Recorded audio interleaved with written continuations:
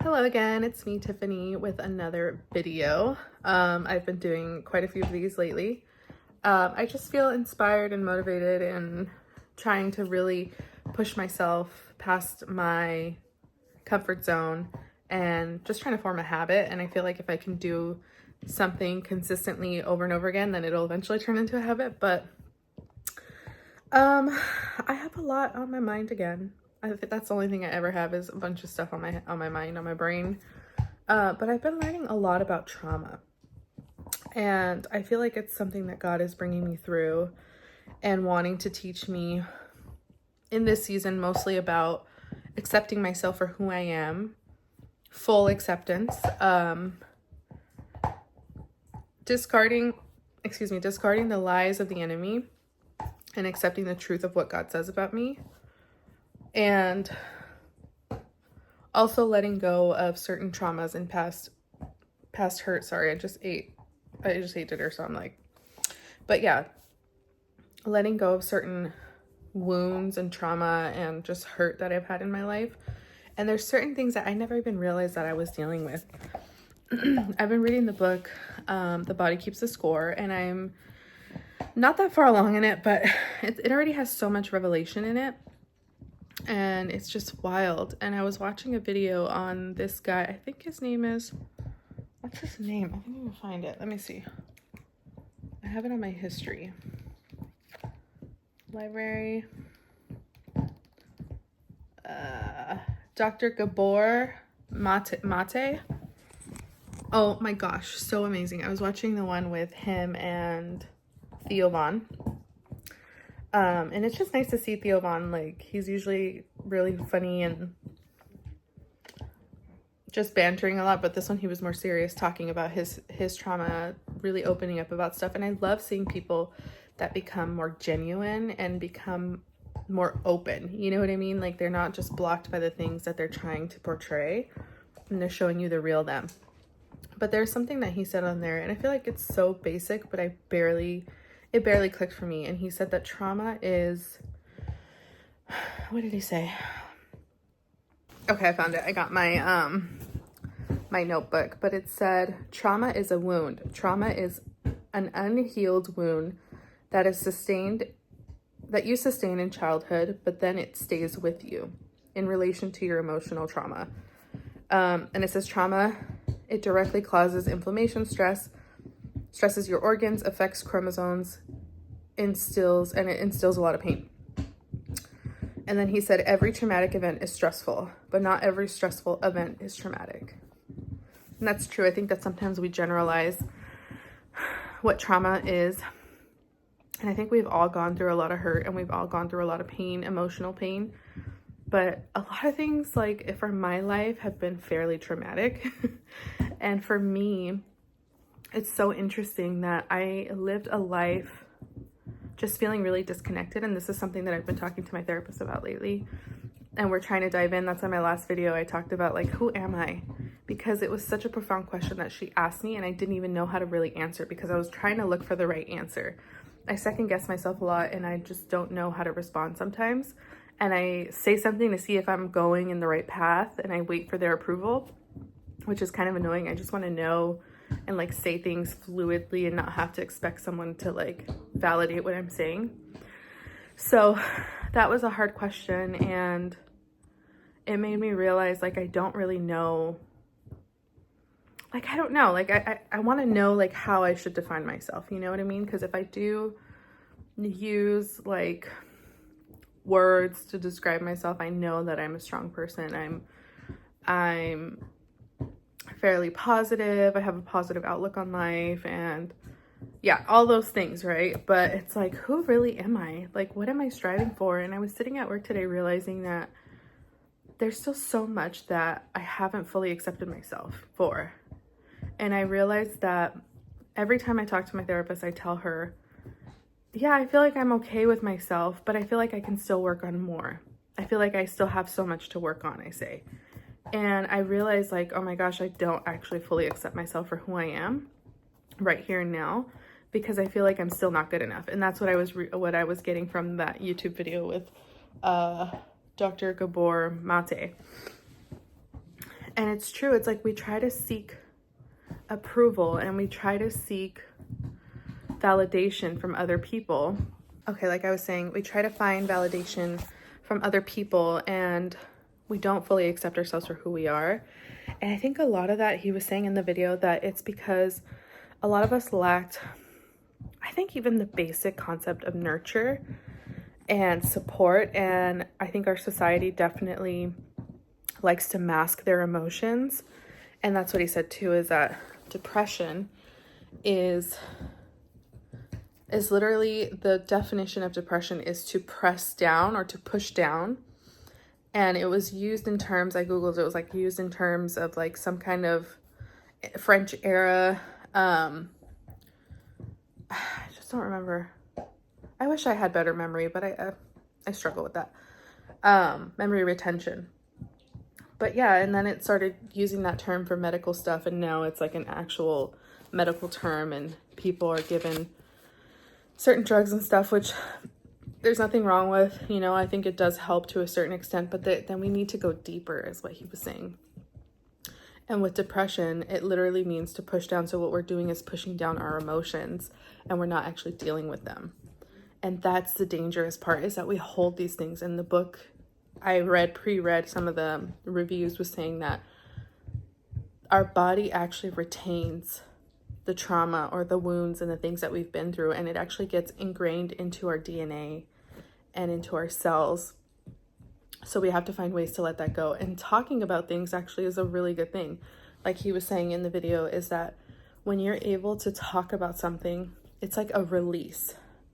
And if you never had that safe space when you were a child, like your parents didn't want you to be around, or didn't want you to be angry or express your anger, and you couldn't be around them when you were angry, it's like a form of rejection, because there is a balance between all of your emotions. Like our emotions are our emotions for a reason. Like they're from God. Even God has emotion.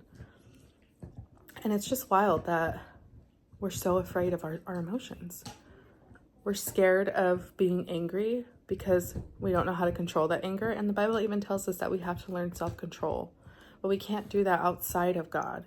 We need his wisdom in our lives to restore our mind, to restore our body. It just had me really questioning all that stuff, realizing that I always feel like I have something to work on, and that I have to be a certain way, or else God is not going to bless me, or else I'm not going to be blessed in this life. And that's not really accepting myself completely. I think obviously he does have certain rules and regulations for your life to try to help you lead a healthy life. But I think I go a little bit beyond that. I think I go to the point where I don't really fully accept what he says about me. And so I'm learning that now. And I hope to encourage other people out there to not be discouraged by the feelings and the emotions, and still reeling with certain issues. Because if I am honest, I've had a really traumatic time in my life. And this just happened a couple years ago on my 28th birthday. I'm going to be 32 this year. And it took me, I'd say maybe, 28, 29, 30, 31. I'd say it took me almost 3 years to really even see a little bit more positivity and light in my life. I was very depressed. I didn't want to live at one point. I didn't have the guts to do anything to myself. But I had that sensation of, what's the point? If I wasn't even born, if I'm not even here, like I wouldn't even have to struggle with this. It wouldn't be a problem. You know, I had all of these thoughts of like, I couldn't even get up in the morning sometimes. I would miss work a lot because I was just so depressed. It was horrible. And so I also realized that within that, there is the issue of generational curses, generational issues, things that are passed down. And it's psychologically, they use it in science. They know that things get passed down from generation to generation. And I know my mother struggled with intensive depression, but I think hers was based around shame and a lot of other things. I think that she also had a really rough life, but it was sad because she wasn't there for me. She was physically present, but she wasn't emotionally available for me. So I struggled. And in the video, he was saying a lot of times that we don't accept ourselves, and we allow certain relationships and things in our life and we behave a certain way with the people that were like that. So we're seeking that love from someone who can't really give the love because we're trying to be validated and trying to be accepted all over again, trying to find it in someone else. And that's the crazy part, is my therapist even told me that there's certain things that happen, especially if there's a fatherless child, they will seek that love somewhere else. And that's what trips me out, is like, why are we so crazy about that? And then I realized, no, it's because we don't have our trust in the Lord. We don't realize that we are a creation, that he established so much for us, and he has already conquered everything for us. We just have to have the faith and know that it'll happen. And I've also been watching that you have this, people call it an aura, but it's actually your energy. You emit certain wavelengths, energy, and also your body and your organs specifically have different wavelengths and functions, and this video I watched on another girl, she was talking about how when you open your heart and you heal those wounds, father, mother wounds, all kinds of wounds, you can open your heart to things, and that energy comes out from you and it attracts people towards you. And I'm like, that's so wild. How much do we carry on a daily basis that inhibits our light to shine? It's so trippy. So yeah, I encourage you guys to try to work through some of these things, because I know a lot of us are struggling with it. I know this generation is just, the last two generations are really struggling with identity. It's an identity crisis, and it's causing a lot of anxiety, a lot of depression. And yeah, I just want to encourage that it gets better, because I feel better. I didn't see the light of day 3 years ago when my mom told me. It's crazy because I did really well. And I think it happened on my birthday in August, for my 28th birthday. The following year, so that was 2021, right? 21, 4 years, right? Okay, sorry. Suck at math. No, I don't suck at math. I'm good at math. I'm learning. I have to be more positive about myself. Yeah, when I learned that on my 28th birthday, it was on August. So then on 2021, and then hold on. Let me gather my thoughts. So then in May of 2022, I was still busy in school and college. So I was so focused on that, and I felt like I was doing really well. I was handling the situation very well. But then after that is when I started to really reel with the emotions. They actually hit me, and I started to deal with a lot of the trauma that really happened to me, because I was getting to know more things. And then I found out some more stuff that just it was, God, it was really, really rough. Yeah, I don't even think I explained what actually happened to me. So what had happened was, I knew my whole life that I was different from my siblings, right? I knew my whole life that I was different. And I would make jokes oh, I'm the milkman's daughter, because I looked so different from them too. And they were older. They're 15 years older than me, 2 of them. And I always felt a sense of disconnection with them, and I was treated differently, but I don't know if I know that my sister always knew, but I don't know if my brother always knew. But I think in his spirit, he knew, because he mistreated me a lot. And I was pretty tough too. I had a very strong personality. I was a tough cookie. I was not nice. But he was an adult and I was still a child. So there should have been a little bit more leadership in that aspect. But he would fight with me, and a lot of my emotional trauma comes from that relationship. And so I grew up just not feeling connected to people. I got into high school and I kind of became a loner, and I didn't want to be around people. I just didn't feel connected, right? I would prefer to be by myself, reading something, doing something else. I just didn't really feel connected to others. And what else happened? Okay, so that was that. And then one time I saw, it was probably when I was 18 or so. At this point, I was out of high school, and I was going to I was going to culinary school. And I got to my sister's house because my mom's mail would get there. And I saw an envelope with some man's name. And I put it up to the light, and it had money, like it was a check. And I was like, that's weird. She's probably getting a check from like my real dad. You know, I was like, it's probably a child support check. And I was like, you know. So that was that. Fast forward to maybe my 20 years old. I had moved out. I was in my rebellion phase, my party phase. I moved out, and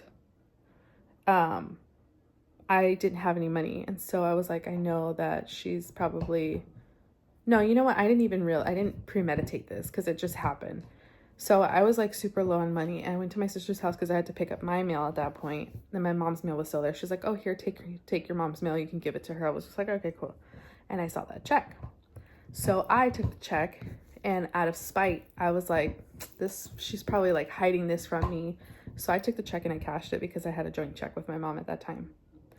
So she is like waiting for this check, right? And so she's like, doesn't know where it's at. And I already spent it. Like, I used it for rent money. I didn't even care. And it's crazy because I knew deep down that something was off there, and I did that on purpose. But she ended up asking my sister to ask me if I saw a check or if I had it, you know, with me. And I was just like, no, I don't have anything.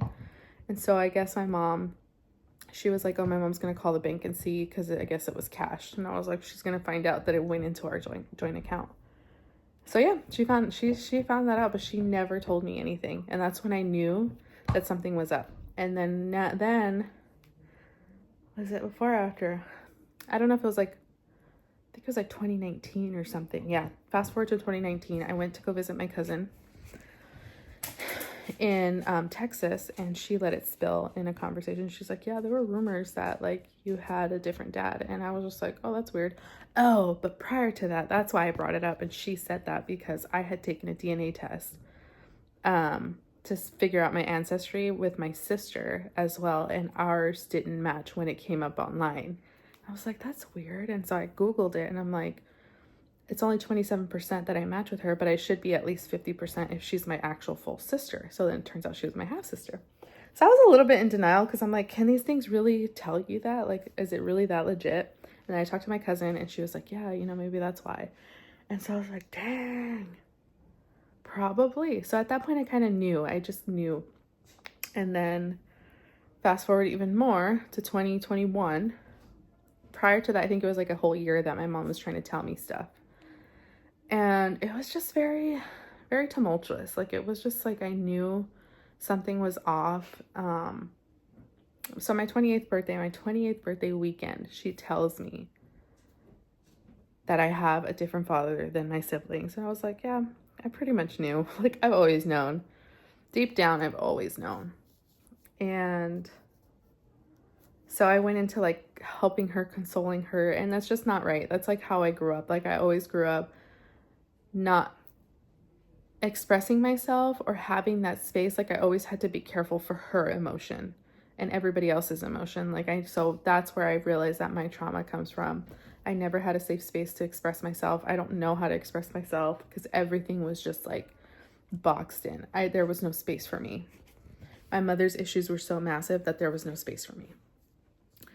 And yeah, so that happened. And then the thing that really got me was that I thought the dad that I grew up thinking was my dad, he passed away when I was like 12 or 13. He was an alcoholic, so he passed away from cirrhosis. And I felt bad like when he passed because I didn't feel connected. I didn't know the guy. I only met him like maybe twice in my life. And I felt bad because I was like, man, I'm not even mourning this guy. Like, how messed up is that? So yeah, so in my mind, like my father was dead my whole life, pretty much. And then for her to come and tell me that my dad is actually alive and he lives in California, that hit me like a ton of bricks because I'm like, this guy lives not that far from me And you mean to tell me that I've never met him, I've never had him in my life, like he chose not to be in my life? That really hurt. I guess it kind of wells up a little bit of emotion because I never really said that out loud, I guess. I never really thought that through. But yeah, that was hard. And so I started reeling with this like spirit of abandonment, which I never fully thought I had, and I never fully had to deal with. And this is getting long, but let me try to hurry up and wrap this up. I didn't even know I was going to talk about this, but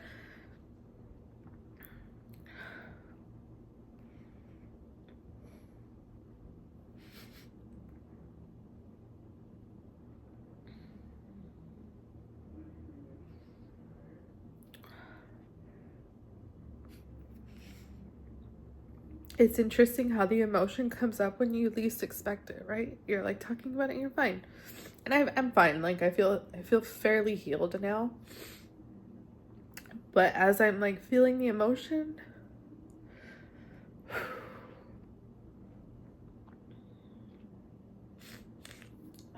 give me a second.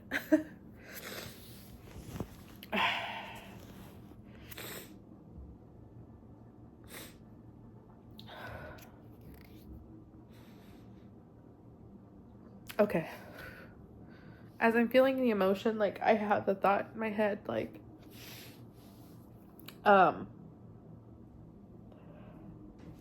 if my testimony can help just one person, that's all that matters. And that's, she's scratching her. And that's really the reality of why I want to create these videos on YouTube, because it's also healing for me, and I like to look back on the videos. It's like a journal, you know? But I also want to be of use to other people. Like, I want to be able to share a story and tell you that it's going to be okay. You know what I mean? Inspire somebody. That regardless of what you're going through. Oh my gosh, this is actually a lot harder than I expected.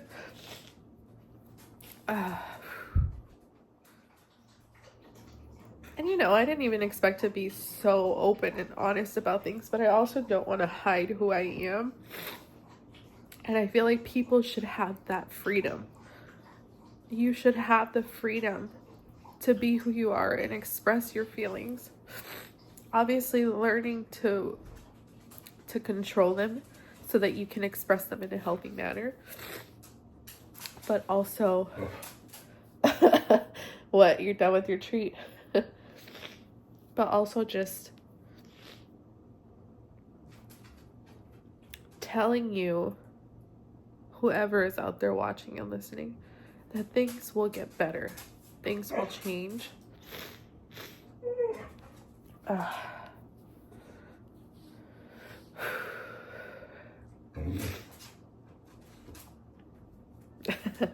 Things will get better, things will change, and time is just a construct. It's just a way of measuring things. But hi. If I smelled my tears, I like my tears.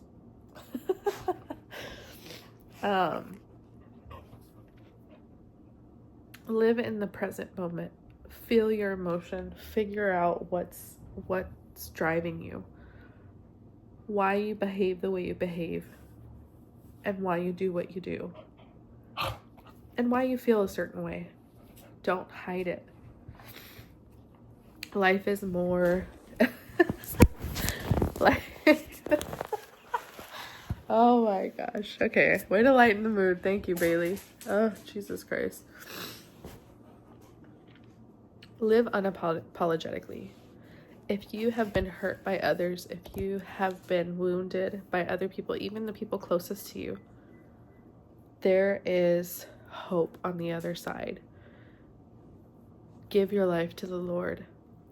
Give your life to Christ and let him walk you through that, because I've found so much healing and so much restoration through scripture, through therapy, and I go to Christian therapy.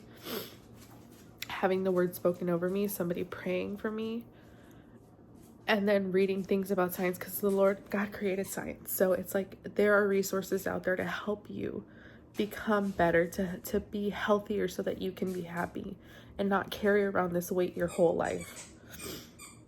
I'm going to be 32 years old and this stuff still has a little bit of weight on it, but now I feel so much more freedom because fast forward, I didn't even finish the rest of my story, is that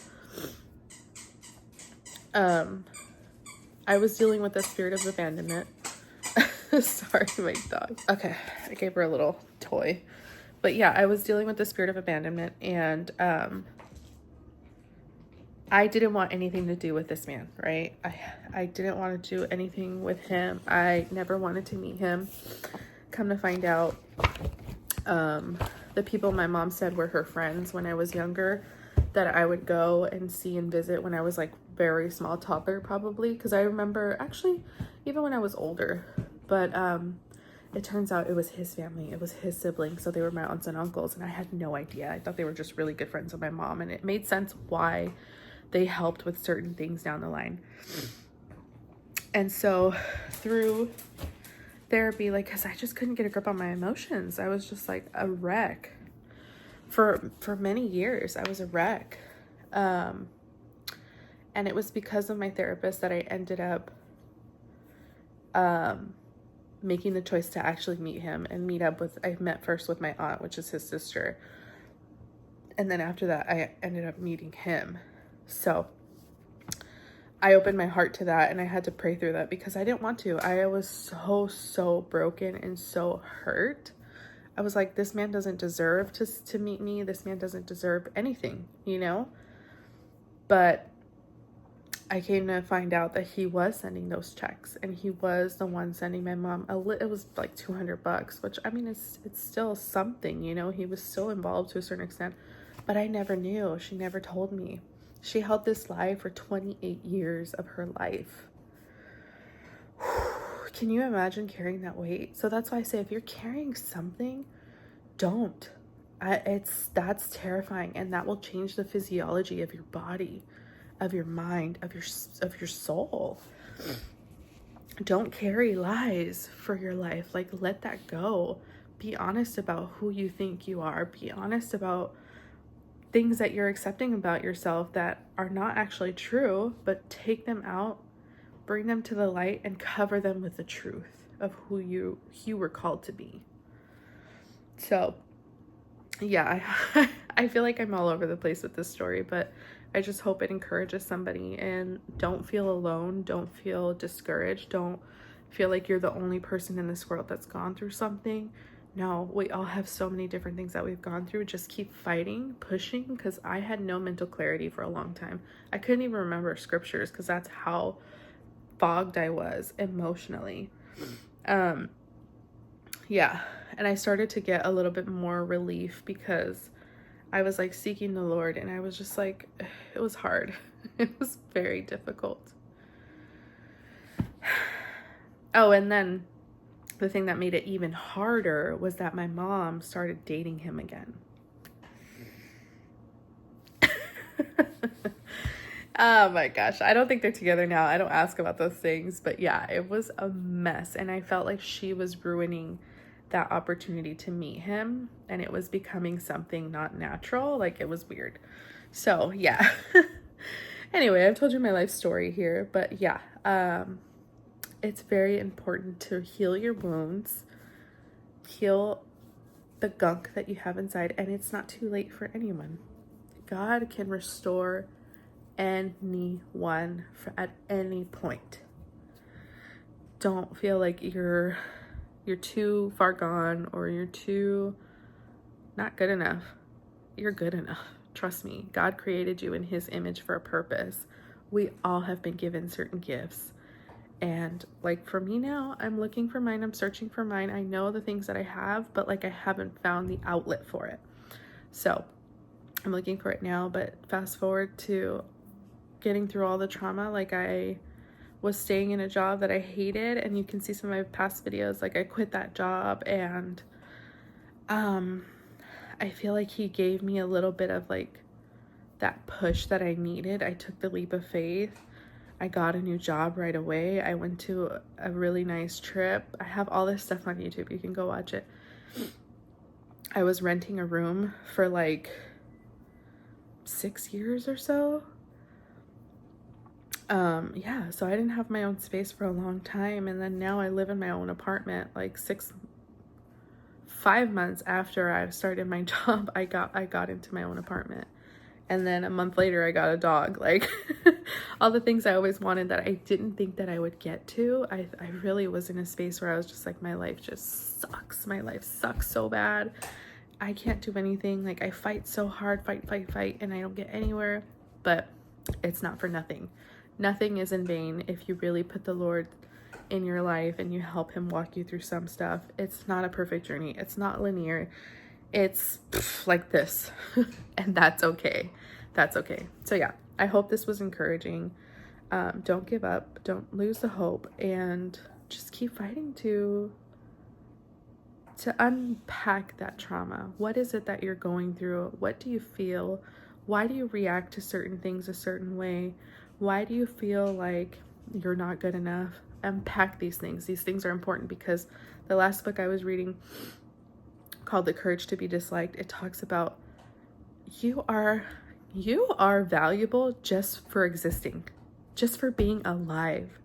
You don't need to go and work somewhere to define you. You don't need to go and be accepted by other people to have value. Like, just because you're alive, there is value in your life. It's just so incredible, like, to see things in that light, in that aspect. I'm like, okay, so my job doesn't define me. None of this stuff defines me. Like, I am just who I am. Who am I? I still have to figure that out, but you know what I mean? We're getting there. It's a beautiful journey. Yeah, read as many self-help books as you can. I would definitely recommend reading the scriptures, because then you can tie the two and not get too far gone, like in the new age stuff and all those things, because that's not healthy either. But yeah, anyway, I gotta cut this off because I can go on and on and on forever. But don't lose hope. You are valuable. God says that you're made in his image, and he says that you are fearfully and wonderfully made, that he knew you before you were in your mother's womb. He knew you. He foresaw you. You're not an accident. And that's what I thought for myself. I thought I was just like, I wasn't really meant to even be here.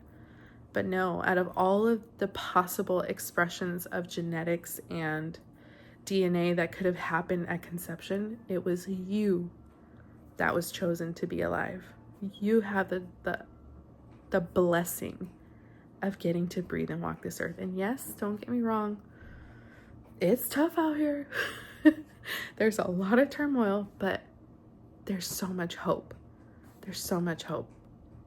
Yeah. Anyway, I'll talk to you guys later. I hope this was very helpful or something to anybody, but share it with your friends. Tell them about this crazy girl that likes to cry on YouTube and talk about her crazy drama. But yeah, I will see you guys in the next video. Thank you so much for watching and listening to my crazy stories. Bye.